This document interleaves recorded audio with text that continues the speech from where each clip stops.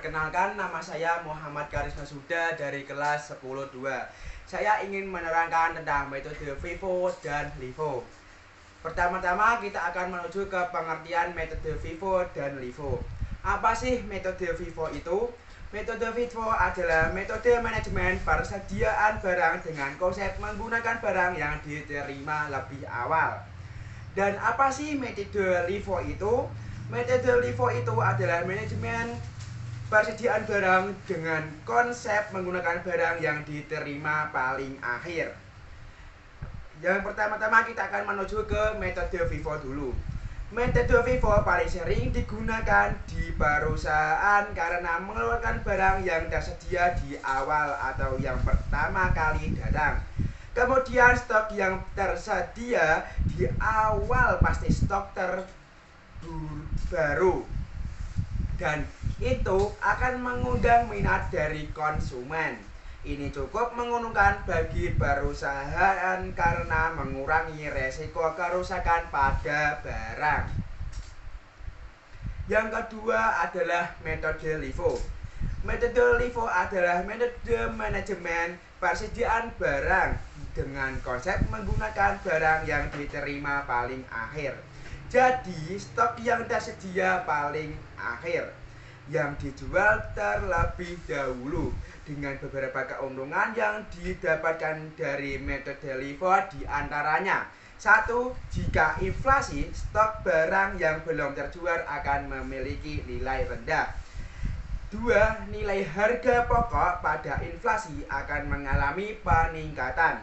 3. Jika deflasi, harga pada umumnya turun dan laba menjadi lebih tinggi.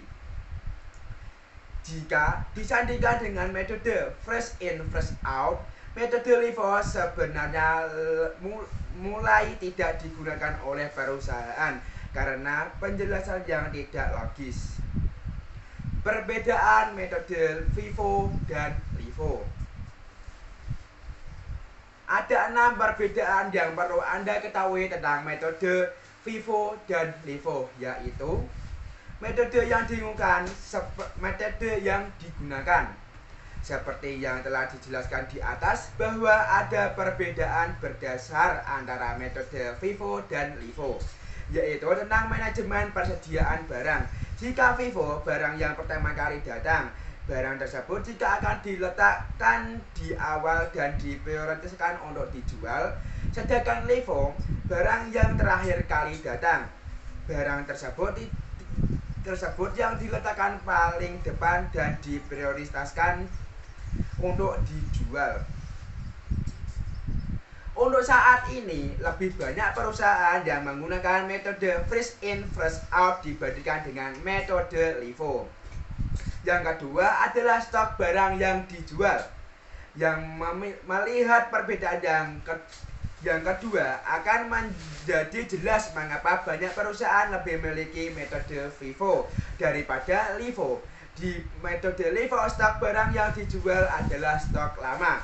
Jika melihat sistem seperti itu, saat ini bisanya justru hadir ketika memasuki masa clearance sale atau memang diberi prioritas untuk cuci gudang.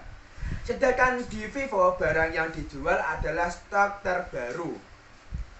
Tentu saja ini akan mengundang minat konsumen untuk mencari, memilah, dan memilih yang menjadi kebutuhan.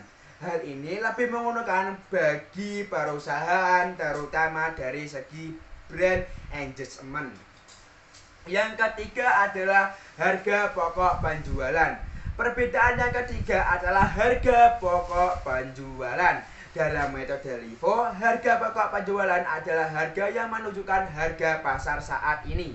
Sedangkan di FIFO, jika ada stok barang yang belum terjual adalah harga pasar saat ini. Yang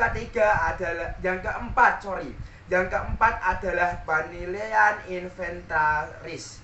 Ada perbedaan yang cukup signifikan pada bagian keempat. Jika mengacu pada kerangka pelapor keuangan internasional, hanya metode FIFO diperkenankan untuk menilai inventaris. Sedangkan di LIFO, penilaian inventaris tidak diperbolehkan.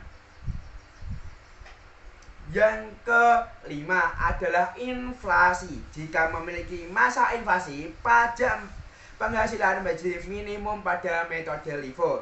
Sedangkan sebaliknya di FIFO, pajak penghasilan menunjukkan jumlah yang maksimal.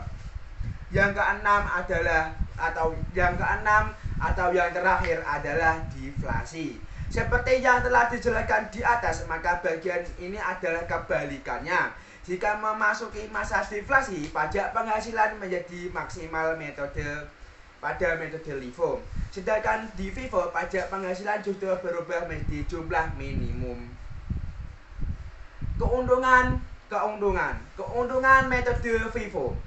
1. Lebih mudah dipahami oleh perusahaan.